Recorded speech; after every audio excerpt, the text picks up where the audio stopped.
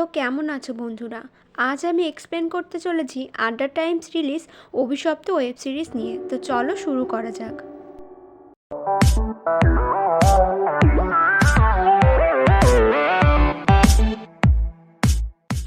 প্রথমেই আমরা দেখতে পাই অনেকগুলো পুলিশ মিলে একটা প্লাস্টিকে মোড়া ডেড বডি পুকুর থেকে তুলছে। এরপর সিন শিফট হয় আর চলে যায় কলকাতার বড় বাড়িতে। এই সিরিজের নায়িকা অপর্ণাকে দেখানো হয়, যাকে আজ দেখতে আসছে অর্কর বাড়ি থেকে। অর্ক ও তার মা, বাবা, দিদি ও জামাইবাবু এসেছে অপর্ণাকে দেখতে। অর্কর বাড়ির সবাই অপর্ণাকে পছন্দ করে, তাই অর্ক ও অপর্ণা ওরা আলাদাভাবে কথা বলতে চলে যায় আর জানতে পারে অর্ক একজন ইঞ্জিনিয়ার ও কয়েক বছর দেশের বাইরে চাকরি করেছে।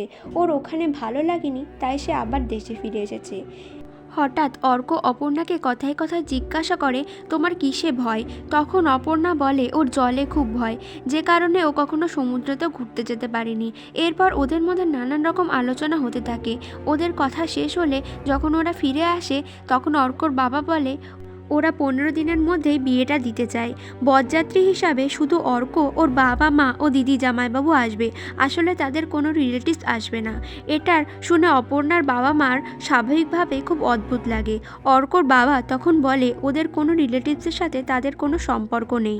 অপর্ণার বাবার এই পুরো বিষয়টা অদ্ভুত লাগলেও ওরা এত ভালো সম্বন্ধ অপর্ণার জন্য হাতছাড়া করতে চায় না, কারণ অপর্ণা মাঙ্গলিক, যার জন্য তার আগে অনেক সম্বন্ধ ঠিক হয়েও ভেঙে গেছে।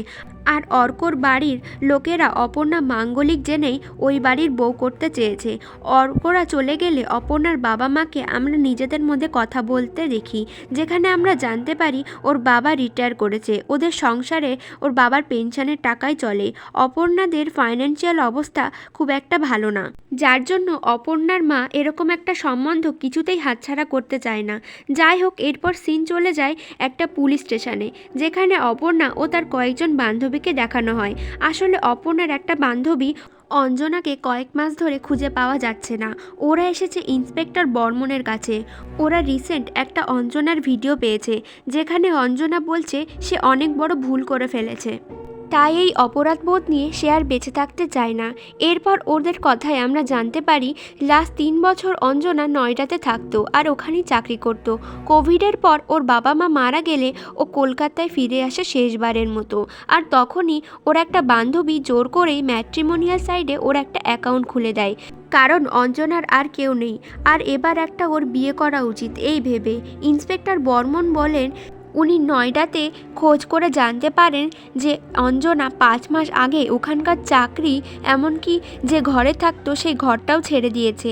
ওনারা সব থানাতেই অঞ্জনার ছবি পাঠিয়ে দিয়েছেন, যাতে ওকে তাড়াতাড়ি খুঁজে পাওয়া যায়। এরপর অপর্ণা ও অর্কর বিয়ের দিন চলে আসে। বিয়ের দিন অর্কর বাড়ি থেকে বরযাত্রী হিসাবে এই কজনকে দেখে অপর্ণার রিলেটিভসরা নিজেদের মধ্যে আলোচনা করছিল। এমন সময় একটা ওয়েটারের হাত থেকে প্লেটের থাকা গ্লাসের ড্রিঙ্ক অর্কর দিদি মল্লিকার গায়ে পড়ে যায়। ও হঠাৎ ওটাকে দেখে রক্ত রক্ত বলে চেঁচাতে থাকে আর বারবার পুতুল এসেছে বলতে থাকে। এরপর মল্লিকার বর দিলীপ এসে পরিস্থিতি সামাল দেয় ও ওখান থেকে তাকে নিয়ে চলে যায়। অপর্ণার মা অর্কর বাবাকে জিজ্ঞাসা করে পুতুলকে। তখন অর্কর বাবা বলে যে ওর মেয়ের মানসিক অবস্থা কয়েকদিন ধরে ভালো যাচ্ছে না, আর ও যখন ছোটোবেলায় খেলা করতো সেই পুতুলের কথাই বলছে। মল্লিকার চিকিৎসা চলছে। এরপর আমরা দেখতে পাই দিলীপ মল্লিকাকে নিয়ে একটা ঘরে শুইয়ে দিয়েছে আর একটা ওষুধ খাইয়ে দিল, আর তারপরে ও শান্ত হয়ে গেল। বিয়ের পরদিন অপর্ণা যায় অর্কর বাড়িতে, যেখানে গিয়ে অপর্ণার বাড়ি দেখে অদ্ভুত লাগে, কারণ এই বাড়িটা বিয়ে বাড়ি বলে মনেই হচ্ছিল না, কারণ কোনো আত্মীয় স্বজন লোকজন কিছুই ছিল না। বাড়িঘরদোর সাজানো তো দূরের কথা, আমরা দেখতে পাই অর্কর পাড়ার লোকেরা নিজেদের মধ্যে আলোচনা করছে যে অর্করা খুব বড় লোক আর অহংকারী, ওরা কারোর সাথে কথাবার্তা বলে না পাড়ায়। যাই হোক, অপর্ণা নিজের ঘরে চলে যায় আর তার কাছে ইন্সপেক্টর বর্মনের কল আসে। উনি বলেন যে অঞ্জনার খোঁজ পাওয়া গেছে, অঞ্জনাকে মার্ডার করা হয়েছে আর ওর মাথা কোথাও খুঁজে পাওয়া যাচ্ছে না। অপর্ণার এইরকম একটা খবর শুনে ওর শ্বাসকষ্ট শুরু হয়।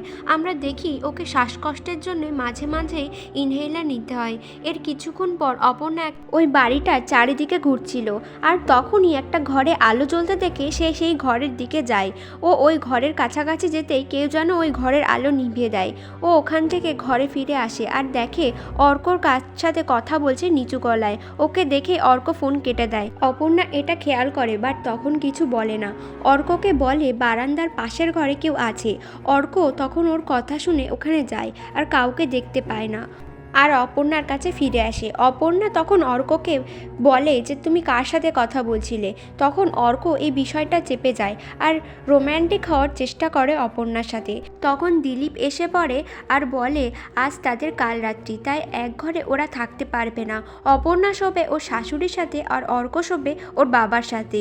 অর্ক ওর জামা কাপড় নেওয়ার জন্য যখন আলমারি খোলে, তখন আলমারির ভেতর থেকে একটা সাপ দেখতে পায়, আর তা দেখে তা খুব ভয় পেয়ে যায়। তখন অপর্ণা বুদ্ধি করে একটা চাদর দিয়ে সাপটাকে কোনোভাবে ঢেকে একটা বালতির মধ্যে ভরে দেয়। এরপর অপর্ণা ওর শাশুড়ির কাছে শুতে গেলে ওর শাশুড়ি মা বলে যে এই পরিবারের উপরে একটা অভিশাপ আছে, যার জন্য মল্লিকার আজ এই অবস্থা। একবার অর্ক নয়ডা থেকে ফেরার সময় ট্রেন থেকে পড়ে যাচ্ছিল, সাথে দিলীপ ছিল বলে ও সেবারের মতো বেঁচে যায়। অপর্ণা অর্ক নয়ডা থাকার বিষয়টা শুনে অবাক হয়ে যায়, কারণ অর্ক তাকে নয়ডা ছিল সেই কথা কখনো বলেনি। তারপর ওরা একটা তান্ত্রিকের খোঁজ পায় আর উনি বলেন অভিশাপের কথা। ওনার কথা মতোই ওরা বিয়েতে কোনো আত্মীয় স্বজনকে বলেননি। আমরা দেখি পরের দিন ওরা অপর্ণাকে নিয়ে ওই তান্ত্রিকের কাছে শ্মশানে যায়। অপর্ণা ওখানকার অবস্থা দেখে ও তান্ত্রিককে দেখে খুব ঘাবড়ে যায়। ওই তান্ত্রিক অপর্ণাকে আশীর্বাদ দেয় ও ওকে দিয়ে নানান রকম রিচুয়ালস করান। এরপর ওরা বাড়িতে এসে দেখে অপর্ণার মা বাবা বাড়িতে এসেছে। অর্ক ওদেরকে ডেকেছিল অপর্ণাকে সারপ্রাইজ দেওয়ার জন্য। অপর্ণা বুঝতে পারে অর্ক আগের দিন রাতে আস্তে আস্তে ওর বাবা মায়ের সাথে কথা বলছিল। অপর্ণা মনে মনে খুব খুশি হয়ে যায়। ওদের বৌভাতের কোনো আত্মীয় স্বজন কাউকে বলা হয়নি, তাই জন্য বৌভাতের কোনো ব্যবস্থাও করা হয়নি, তাই অর্ক এটা করেছে। অপর্ণার বাবা মা ওদের জন্য গিফট নিয়ে আসে। অপর্ণা যখন ওই গিফটগুলো ড্রয়ারে রাখছিল, তখন ওখানে একটা লেটার দেখতে পায় যেখানে অন্য একজনের নাম লেখা ছিল। যাই হোক, ও এটাকে খুব বেশি পাত্তা দেয় না। এরপর ওদের বাড়ির সবাই অপর্ণা ও অর্কর ফুলসজ্জার ব্যবস্থা করে। এরপর অপর্ণা মল্লিকার চুল আঁচড়ে দিচ্ছিল তখন মল্লিকা অপর্ণাকে অর্পিতা বলে ডাকে। অপর্ণা তখন বলে ওর নাম অর্পিতা নয়, কিন্তু তাও সে তাকে বারবার অর্পিতা বলে ডাকছিল। যাই হোক, ও আর কিছু বলে না। রাতে যখন অর্ক অপর্ণার কাছে যায়, অপর্ণাকে দেখে বোঝা যায় ও খুব কষ্টে আছে, আর ওর বারবারই অঞ্জনার কথা মনে পড়ছিল। অর্ক অপর্ণার শরীর খারাপ ভেবে ওকে আর ডিস্টার্ব করে না। পরের দিন সকালে অপর্ণা ওর শ্বশুরকে মিথ্যে কথা বলে বাড়ি থেকে বেরিয়ে যায়। ও বলে যে ওর মা বাবার কথা খুব মনে পড়ছে। অপর্ণা বাড়ি থেকে বেরিয়ে পুলিশ স্টেশনে যায়। ইন্সপেক্টর বলে যে অঞ্জনার স্বামীর নাম সুপ্রতিম চ্যাটার্জি। এটা শুনে অপর্ণা প্রথম ধাক্কাটা খায়। আগের দিন অর্কর ড্রয়ারে যে সুপ্রতিম চ্যাটার্জি নামে একটা লেটার পেয়েছিল সে। ইন্সপেক্টর বলে অঞ্জনাকে যে মেরেছে তাকে দেখে মনে হচ্ছে সে ভীষণ রাগ থেকে এই নৃশংস কাজটা করেছে। এটা হয়তো ওর স্বামীর কাজও হতে পারে, কারণ ওর স্বামীর যে ঠিকানা দেওয়া হয়েছিল সেটা ভুল ঠিকানা ছিল। ইন্সপেক্টর আরও বলে যে আমরা যাদেরকে ভালোবাসি তাদের কতটুকুই বা আমরা চিনি, তাই না? এইসব শুনে অপর্ণা খুব চিন্তায় পড়ে যায়, কারণ ওর বিয়ের পর থেকে যা যা ঘটছে ওর চারিপাশে তা খুব একটা সুখকর নয়। অপর্ণা থানা থেকে বেরিয়ে যায়, যেখানে ও আর অঞ্জনার লাশ দেখা করেছিল। সেখানে গিয়ে ওর অঞ্জনার কথা খুব বেশি মনে পড়তে থাকে। ও ওখানে বসেছিল, তখন একটা মহিলা ওর থেকে কিছুটা দূরে মুখে ওড়না চাপা দিয়ে বসেছিল। সে উঠে আসে আর অপর্ণাকে বলে ও সামনেই কোথায় যাচ্ছে, ওর ব্যাগটা একটু দেখে রাখতে। অপর্ণা ওখানে ব্যাগের কাছে যেতেই ব্যাগের তলা থেকে একটা খবরের কাগজ দেখতে পায়, যেখানে চন্দন তেওয়ারি বলে একজনের নিখোঁজ হওয়ার খবর লেখা আছে। সেই চন্দন তেওয়ারির যে ছবি দেওয়া দেওয়া ছিল সেটা অপর্ণা একটু আগে থানা থেকে দেখে এসেছিল, যাকে ইন্সপেক্টর অঞ্জনার হাজবেন্ড সুপ্রতিম চ্যাটার্জি বলেছিল। এই নিউজ পেপারের চন্দন তেওয়ারির অ্যাড্রেস দেওয়া ছিল। অপর্ণা সেই অ্যাড্রেস মতো সেখানে যায় আর গিয়ে দেখে সে বাড়িতে তালা দেওয়া। পাশের একটা দোকানে গিয়ে অপর্ণা জানতে পারে চন্দন তেওয়ারি খুব ভালো ছেলে। 2 বছর আগে চন্দন একটা ভালো চাকরি পায় আর তারপর থেকে সে নিখোঁজ। অপর্ণা তখন ইন্সপেক্টরকে ফোন করে আর সব ঘটনা বলে দেয়। এরপর অপর্ণা বাড়ি ফিরে আসে আর দেখে মল্লিকা কার সাথে একটা কথা বলছে। সে বারবার পুতুলের নাম বলে। অপর্ণা জিজ্ঞাসা করে যে পুতুলের সাথে সে কতক্ষণ কথা বলছিল, আর ওকে দেখে পুতুল অন্য একটা ঘরে ঢুকে গেল। অপর্ণা দেখে আগামীকাল রাতে যে ঘরে আলো জ্বলছিল সে দেখেছিল সেই ঘরের দিকেই দেখাচ্ছে মল্লিকা। অপর্ণা গিয়ে দেখে সেদিনের বাইরে থেকে তালা দেওয়া ঘরটা আজকে খোলা আছে। সে ঘরে গিয়ে দেখে একটা মেয়ের ছবি টাঙানো আছে আর তাতে মালাও পরানো ও নিচে অনেকগুলি মোমবাতি জ্বলছে। এটা দেখে বোঝাই যাচ্ছে যে মেয়েটা আর বেঁচে নেই। তাই হঠাৎ অপর্ণার শাশুড়ি চলে আসে আর তাকে বকাবকি শুরু করে দেয় যে কেন সে এই ঘরে ঢুকেছে। অর্ক এসে তারপর ব্যাপারটা সামলে নেয় আর বলে যে এই ছবিটা তার ছোট বোন পুতুলের। তারপর অপর্ণাকে ঘরে নিয়ে যায় অর্ক আর বলে তার ছোট বোনকে যে পড়াতে আসতো তার সাথে পুতুলের অ্যাফেয়ার চলছিল। এটা ওরা বুঝতে পারেনি। একদিন ওরা যখন বিয়ে বাড়িতে যায় তখন ওই ছেলেটা লুকিয়ে ওদের বাড়িতে আসে আর পুতুলের সাথে ইন্টিমেট হওয়ার চেষ্টা করে। ওরা ফিরে আসে আর এটা দেখতে পায় আর অর্ক ওকে মেরে বাড়ি থেকে বের করে দেয়। এরপর একদিন পুতুল আর ওই ছেলেটা বাড়ি থেকে পালিয়ে যায় আর তারপর ছেলেটা ওকে ব্যবহার করে আর খুন করে গঙ্গার জলে ভাসিয়ে যায়। গঙ্গায় পচা গলা মৃতদেহটা গিয়ে দিলীপ শনাক্ত করে এসেছিল। তারপর থেকে মল্লিকার মানসিক সমস্যা আরও বেড়ে যায়। এর জন্যই ওদের মা আজ এমন হয়ে গেছে। কিন্তু ফ্ল্যাশব্যাকে আমরা দেখতে পাই ছেলেটা আসলে ছিল চন্দন তেওয়ারি। ও ছেলেটা মোটেই খারাপ ছিল না। ওরা একে অপরকে খুব ভালোবাসতো, বরং পুতুলই ওর ভালোবাসার জন্য ওর কাছে যেতে চাইতো। চন্দন বারণ করতো। এরপর একদিন চন্দন যখন চাকরি পেয়েছিল তখন এই খবরটা পুতুলকে জানাতে গেলে পুতুল আর কোনো বারণ শুনছিল না।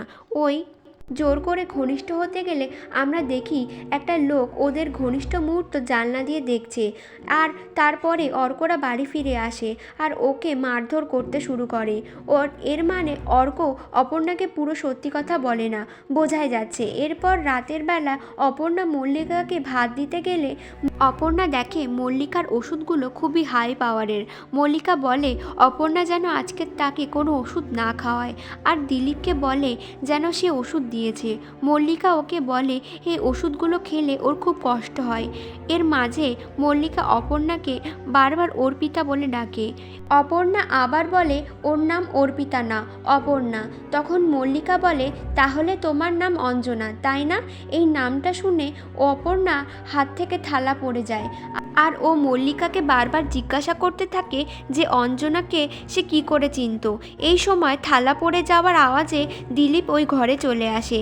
দিলীপকে দেখতে পেয়ে মল্লিকার এমন ব্যবহার করে যেন অপর্ণার সাথে সে কোনো ব্যাপারে কোনো কথাই বলছিল না, আর অপর্ণাও ইশারায় তাকে চুপ করে থাকতে বলে। এরপর দিলীপ খাবারের থালা নিয়ে রান্নাঘরে যায়, যেখানে অপর্ণা আসে আর তার সাথে কথাবার্তা আমরা জানতে পারি দিলীপ অনাথ ছিল। সেই জন্যই বাড়ির লোকেরা ওকে জোর করে ওদের বাড়ির পাগল মেয়ের সাথে বিয়ে দিয়ে দেয় আর ওর কোথাও যাওয়ার জায়গা নেই, তাই ওকে দিয়ে মল্লিকার বাবা মা চাকরের মতো ব্যবহার করে। এর পরের দিন অর্কর মা অপর্ণাকে তান্ত্রিকের দেওয়া একটা তাবিজ পরিয়ে দেয়। কিছুক্ষণ পর অপর্ণার আবার অঞ্জনার কথা মনে পড়তে থাকে, তাই ওর একটা ভিডিও দেখতে থাকে সে। তখন অপর্ণা দেখে অঞ্জনার হাতেও সেই সেম দেখতে তাবিজ রয়েছে। এটা দেখে ও অবাক হয়ে যায়। যাই হোক, পরের দিন অপর্ণা আবার থানায় গেলে ইন্সপেক্টর বলে যে উদয়পুরেও এইরকম আরেকটা কঙ্কাল পাওয়া গেছে, যেখানে সেই মেয়েটারও মাথা কাটা আর মেয়েটা বাঙালি, আর এই মেয়েটারও হাতে এইরকমই তাবিজ রয়েছে যেটা অঞ্জনার হাতে ছিল। ইন্সপেক্টর তখন ওদের দুজনের ছবি দেখিয়ে বলে একজনের নাম অঞ্জনা আর আরেকজনের নাম অর্পিতা। অর্পিতার নামটা শুনেই অপর্ণা শকড হয়ে যায়, কারণ এই দুটো নামই মল্লিকার মুখে সে বারবার শুনেছে।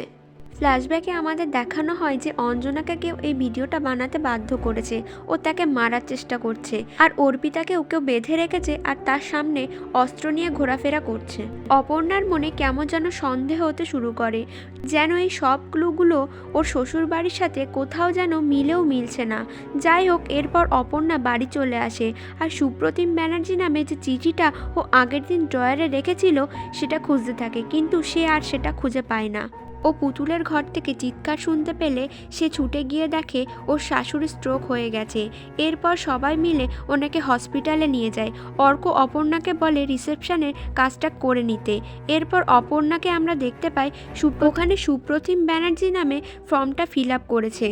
যখন রিসেপশনিস্ট সুপ্রতিম ব্যানার্জি নাম ধরে ডাকতে থাকে তখন অর্ক মনের ভুলে উঠে দাঁড়ায় আর বলে সেই সুপ্রতিম ব্যানার্জি, আর সেটাই অপর্ণার সামনেই। অর্ক উঠে দাঁড়াতেই বুঝতে পারে যে সে কত বড় ভুল করেছে। অপর্ণা এবার অর্ককে চার্জ করে যে সে কেন উঠে দাঁড়ালো। অর্ক তখন ব্যাপারটা সামলাতে রিসেপশনে গিয়ে দেখে যে অপর্ণা সেই নামেই ফর্মটা ফিল আপ করেছে। অপর্ণা বারবার এই কথা জিজ্ঞাসা করলে অর্ক খুব খারাপ ব্যবহার করে ওর সাথে আর বলে ওকে বাড়ি চলে যেতে। তখন অপর্ণা আর কিছু না বলে হসপিটাল থেকে বেরিয়ে যায়। এদিকে অর্ক বুঝতে পারে যে তার চালে কোথাও ভুল হয়ে গেছে, না হলে অপর্ণা সুপ্রতিম ব্যানার্জির নামটা জানলো কিভাবে। বাইরে বেরিয়ে দেখে একটা ছেলে ওকে ফলো করছে। সে ছেলেটার পিছু পিছু গেলে ছেলেটা কোথায় চলে যায় তবে সে সেটা দেখতে পায় না। অন্য একটা ছেলের হাত থেকে সে একটা কাগজের টুকরো পায় আর তাতে একটা অ্যাড্রেস লেখা ছিল। অপর্ণা সেই অ্যাড্রেস মতো সেখানে যায় আর একটা সাপুরের বাড়িতে পৌঁছে যায়। অপর্ণা সেখানে কি মনে হতে সাপুরেকে জিজ্ঞাসা করে যে কদিন আগে এখান থেকে কেউ সাপ নিয়ে গেছে কিনা। ও তখন ওর বিয়েতে একটা ছবি দেখায় আর অর্ককে দেখিয়ে জিজ্ঞাসা করে যে ও সাপ নিয়ে গেছে কিনা। লোকটা তখন অর্কর পাশে দাঁড়িয়ে থাকা দিলীপের ছবিটা দেখিয়ে বলে যে দিলীপ সাপ নিয়ে গেছিল আর পরের দিনই ফেরত দিয়ে গেছে। অপর্ণা বুঝতে পারে যে এই পরিবারের কোনো সমস্যা আছে। বাড়িতে গিয়ে অপর্ণা মল্লিকার প্রেসক্রিপশনের সাথে ওর ওষুধগুলো মেলাতে থাকে। ও তখন দেখে একটা ওষুধ ঠিক ওষুধ না। অপর্ণা তখন মল্লিকাকে বলে দিলীপ ওকে ভুলভাল ওষুধ খাইয়ে পাগল বানিয়ে রেখেছে। অপর্ণা বলে মল্লিকাকে সব সত্যি কথা বলতে। মল্লিকা প্রথমে চুপ করে থাকলেও অপর্ণা বারবার বলতে থাকায় সে সব কথা বলতে শুরু করে। আমরা দেখি ফ্ল্যাশব্যাকের সব ঘটনা। সেদিন সবাই বিয়েবাড়ি গেলেও দিলীপ বাড়িতেই ছিল আর ওই জানলা দিয়ে পুতুল আর চন্দনের ঘনিষ্ঠ মুহূর্ত দেখছিল। তখন ও বাকিদের সবাইকে ফোন করে বাড়িতে ডাকে আর সবাইকে এদের বিষয়ে জানিয়ে দেয়। তারপর অর্ক রাগের মাথায় চন্দনকে মারতে শুরু করে আর একটা আদলা ইট দিয়ে চন্দনের মাথা ফাটিয়ে দেয় আর চন্দন ওখানেই অজ্ঞান হয়ে যায়। তখন দিলীপ তাকে উস্কে দেয় আর বলে পুরো কাজ সম্পূর্ণ করতে। তারপর অর্ক একটা লাঠি দিয়ে চন্দনের মাথায় বাড়ি মারে আর চন্দন ওখানেই মারা যায়। এরপর আমরা দেখতে পাই চন্দনকে ওরা একটা গর্ত করে সেখানে পুঁতে দেয়। এরপর ওরা সবাই মিলে দিলীপের চেনা একটা তান্ত্রিকের কাছে যায়। তান্ত্রিক তখন ওদের বলে ওদের পরিবারে ওই ছেলেটাকে মারার জন্য অভিশাপ লেগেছে। এর উপায় জানতে চাইলে তান্ত্রিক বলে যে মানুষের বলি দিলেই এই অভিশাপ থেকে মুক্তি পাওয়া যাবে। আরও বলে যে 3টে মেয়ের বলি দিতে হবে যারা মাঙ্গলিক ও বয়স 25 বছরের মধ্যে, আর প্রথম অক্ষর অ দিয়ে শুরু। এটা না করলে ওদের বাড়ির সবাই মারা যাবে। ওরা ভয় পেয়ে এগুলো সব মেনে নিয়ে একের পর এক খুন করে যাচ্ছে। অপর্ণা এই সব বুঝতে পেরে পুলিশকে খবর দেওয়ার জন্য বেরোতে গেলে এমন সময় অর্ক, দিলীপ ও অর্কর বাবা এসে ওকে আটকে দেয়। ওরা বুঝতে পারে অপর্ণা সব জেনে গেছে, তাই অর্ক ওকে জোর করে ধরে নিয়ে যায়। আর আমরা দেখি ওকে একটা ঘরে আটকে রাখা হয়েছে হাত পা বেঁধে, যেখানে দিলীপ আসে আর ওকে বলে অর্কর দলে ও নেই, ওর মতলব অন্য। ও অর্ক সবাইকে মেরে দেবে, কিন্তু ওর অপর্ণার মাথাটা চায়। আসলে দিলীপকে ওরা চাকরের মতো এই বাড়িতে রেখেছিল, এটা ওর রাগ হতো। ও পুতুলকে খুব ভালোবাসতো। তখন আমরা ফ্ল্যাশব্যাকে দেখতে পাই ওরা যখন চন্দনকে মারছিল পুতুল তখন ওদের পেছন থেকে সব কিছু দেখে নেয় আর ছুটতে ছুটতে গঙ্গার ধারে চলে আসে। দিলীপও তখন তার পেছনে ছুটতে ছুটতে চলে আসে। দিলীপ তখন দেখে পুতুল গঙ্গার ধারে এসে দাঁড়িয়ে আছে। তখন দিলীপ তাকে বলে যে আমি তোমাকে ভালোবাসি, তখন পুতুল ঘেন্নায় গঙ্গার জলে ঝাঁপ দেয়। দিলীপ এরপরে তান্ত্রিক জোগাড় করে এই সমস্ত ঘটনা ঘটিয়েছে। এদিকে অর্করা সেই তান্ত্রিককে ডেকে নিয়ে যজ্ঞ করতে থাকে অপর্ণা বলি দেওয়ার জন্য। তান্ত্রিক যখন অপর্ণাকে আনতে বলে তখন অর্ক সেই ঘরে গিয়ে দেখে মল্লিকা একটা ফুলদানি দিয়ে দিলীপের মাথা ফাটিয়ে দিয়েছে, আর দিলীপ অজ্ঞান হয়ে সেখানে পড়ে আছে, আর অপর্ণা সেখান থেকে পালিয়েছে। অর্ক বাইরে এসে এই ঘটনা সবাইকে জানায়। আমরা দেখি অপর্ণা বৃষ্টির মধ্যে দৌড়ে পালাচ্ছে। ও একটা কিছুতে ধাক্কা খেয়ে পড়ে যায়, আর তার পাশে দুজন এসে দাঁড়ায়। তাদের মধ্যে একজন ওকে বৌদি বলে ডাকে। অপর্ণা দেখে এটা পুতুল আর পাশে চন্দন। আমাদের দেখানো হয় যে পুতুল সত্যি ওই ঘরে আসতো, যেটাই মল্লিকাকে সবাই ভুল দেখেছে বলে মনে করত। আর চন্দনই সেই ছেলে যে অপর্ণাকে হসপিটাল থেকে ফলো করে সেই সাপুরের অ্যাড্রেস দিয়েছিল। তো কেমন লাগলো বন্ধুরা আজকের এক্সপ্লেনেশনটা? ভালো লাগলে লাইক শেয়ার কমেন্ট করবেন, আর আরও এরকম ভিডিও পেতে আমার চ্যানেলটিকে সাবস্ক্রাইব করে পাশে থাকা বেল আইকনটি প্রেস করে দেবেন।